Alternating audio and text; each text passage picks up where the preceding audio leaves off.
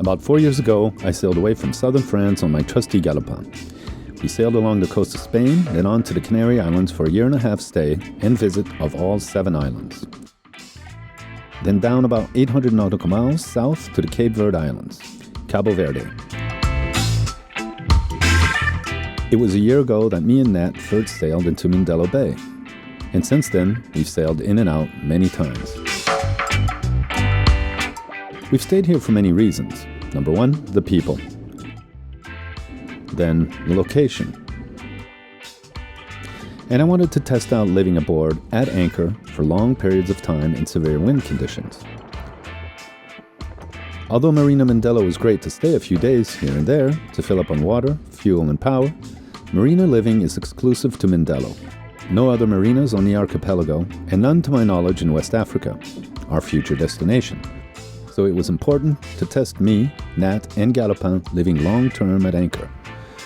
That meant also visiting the 6 Barlovento Islands of Cape Verde, the Windward Islands. What I discovered from being an anchor so long was a growing battery problem, or rather, a diminishing battery problem. I can keep on charging them with the solar and the generator, but the batteries just won't hold a charge long. It seems simply that Galopin needs new batteries.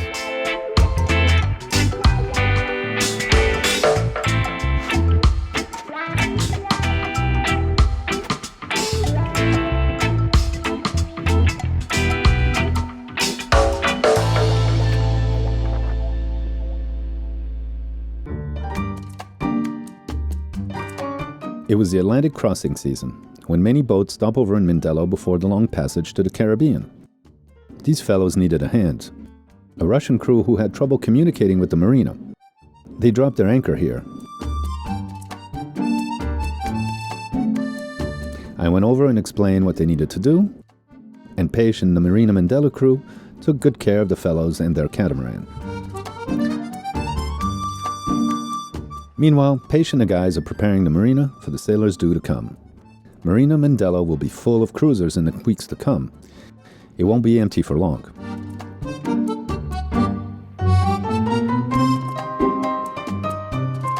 I'm a firm believer in karma. You help out and you'll get helped out.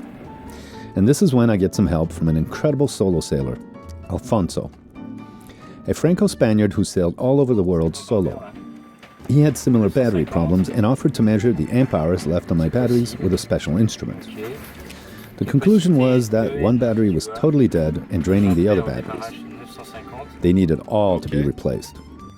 So I ordered new ones so me and Nat can continue sailing.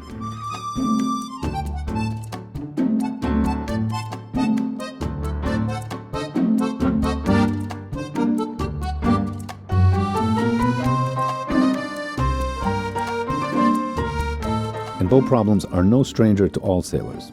This little Atlantic crosser lost keel and a rudder. We all experience problems, from the totally unknown to the famously best known.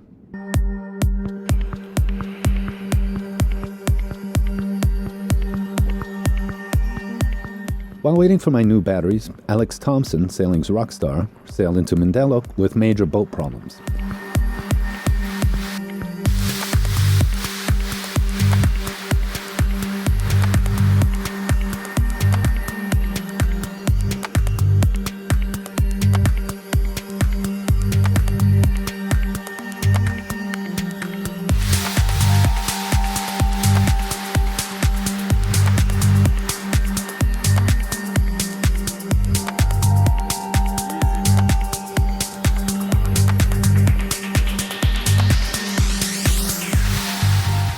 Since the boat was moored right next door, I had a good view from Galopin, and decided to have a closer look. Quite an impressive vessel. He'd lost a keel during the Jacques Favre Transat race. He explains it on his YouTube channel. They apparently hit something. So here we are in Mindelo watching the world's most popular sailor and his Hugo Boss crew deal with boat issues too.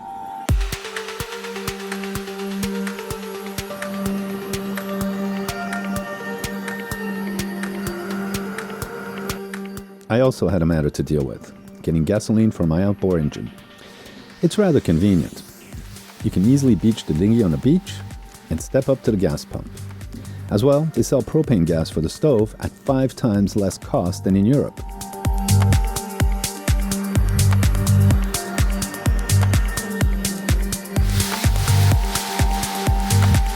Then I made my way to Marina Mindelo to see if I could catch a glimpse of Alex Thompson. And here he was having coffee with his crew.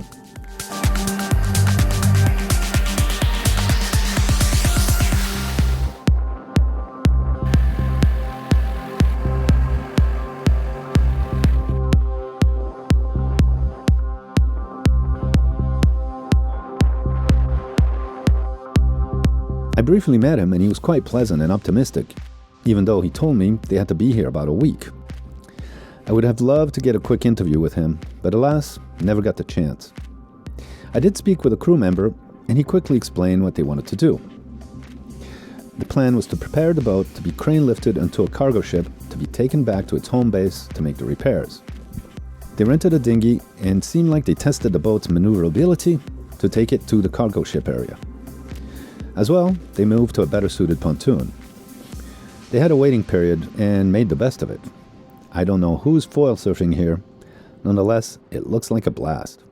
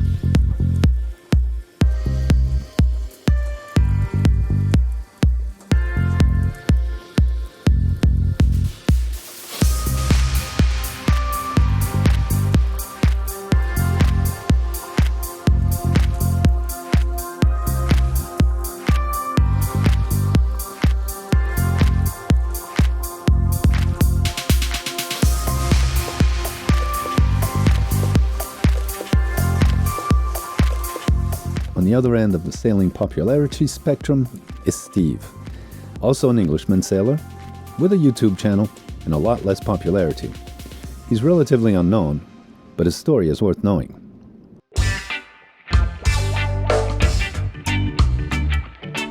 Okay, well, right, my name is Steve. I've got a little channel, Wandering Steve, I'll get that in there first, yeah? And so I'm from the UK, obviously. I ended up in Cape Verde after sailing out of Burnham-on-Crouch in the UK. But yeah, I had a bit of a rough trip down to Mindelo here. I was actually heading for Antigua. Well, I was heading for Barbados, but I was going out of the Canaries on the northern route towards Antigua, and I was going to drop down towards Barbados, try and keep the wind on one side. So I thought it might be a more comfortable sail. And then the wind turned around and blew the wrong way, completely anti-trade, and blew out of the southwest for 11 days, right, and absolutely fucked my plans completely and ruined everything. Because for 2 days it blew really hard. About dawn, when I kind of stuck my head out the hatch to survey the damage, I discovered that the tiller had snapped in half, and the wind vane had also snapped in half as well. So I had no sail steering and no tiller, you know, which was just awesome. I managed to rig up some sort of panel, which was good when the wind was like above 15 knots. It worked, and yeah, after 11 days it turned around back to normal, came out of the northeast, and I was able to make my way directly to Mindelo. Yeah. So anyway, eventually I sort of wobbled into the gap here with a couple of makeshift repairs to the tiller. And then obviously, as Alex knows, and we've discussed a few times, as you come in through the gap at the top here between the two islands, of this island and San Antonio, you get a massive acceleration zone, and a katabatic blast falls off the end of the other island. And I was like 2 miles from the island, and I still got walloped by it really bad, really bad. It just dropped on me like a stone, like, you know. Oh, you could have just turned on your motor and motored in. No, there's no engine. I lost the engine as well. Yeah, I've forgotten about that.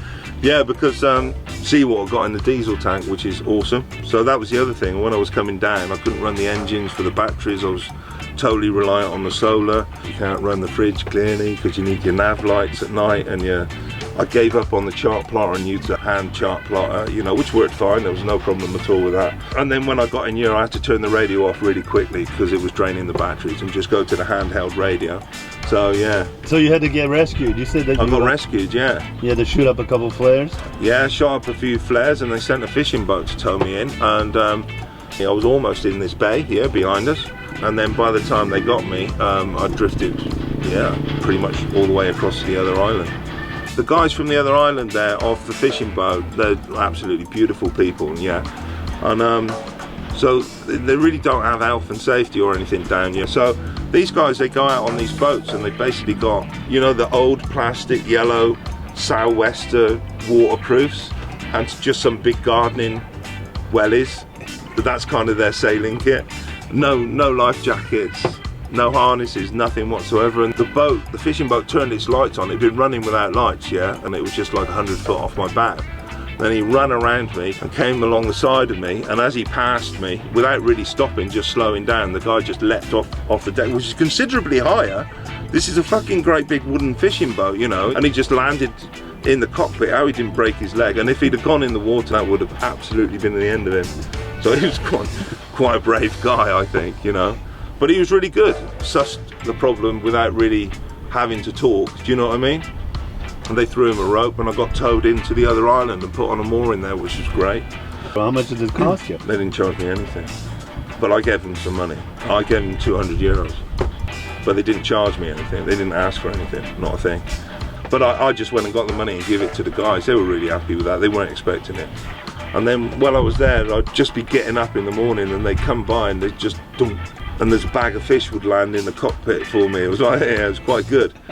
So now you're in Mindelo. What do you think of Mindelo? Yeah, Mindelo's great. Cape Verde is great. You know, the people are good. Got Gilson to come over. He fitted the AIS transponder. I had problems with the, well, there's the old panel over there. That was fucked. So that had to be replaced. Now you couldn't get a panel here, so Gilson actually built a panel. Just bought a load of switches and built a panel for me, which, as we were discussing, is quite a good idea really, because if anything goes, you can take that switch out and replace the switch. You don't have to change the whole panel, so that's quite cool. We got a new tiller made here, which is like a ton better than the original one, a lot stronger. Looks like it's made out of decent teak, and it's like, yeah, it's like seriously robust bit of kit. I don't have no worries about that. We've replaced the batteries. And I got a new inverter, and I'm getting a bimini made because it's crazy without a bimini in the places like this. And currently we're using the Mark 1 stripy blanket to stop my head burning during the day. So we're sorting out a bimini and some lee cloths for the cockpit, because going across the Atlantic, I'm expecting quite a bit of water to be throwing around, you know, and trying to protect sort of the cockpit a little bit. So, and I've got a few other jobs to do as well. I was sitting there yesterday feeling quite comfortable with everything, and then today I realised that 3 of the ARC boats are already here, you know. So I was like, my plan was to go about the same time as the ARC, but they're going on, I think, the 25th. But I'll see, I'll just monitor how we're making progress on the jobs really. And so meanwhile, me and you will go out and have a grog here and there until you go? Yeah, for sure. All right. Yeah. Well, until I get my new batteries, me and Nat will have to make do.